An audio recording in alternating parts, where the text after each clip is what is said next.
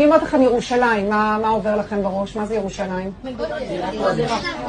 בית המקדש. מי מאמין שבית המקדש ייבנה בשנים הקרובות?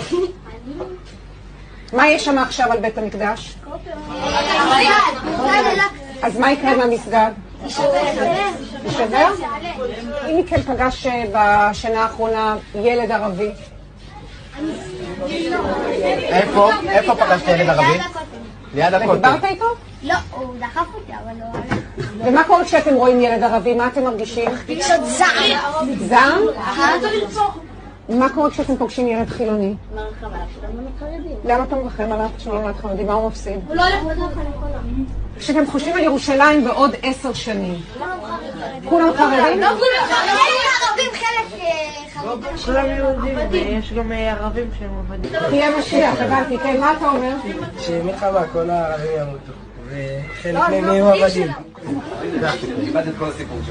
תודה רבה. תודה רבה. תמשיכו להצליח ולראות אתכם בישיבות.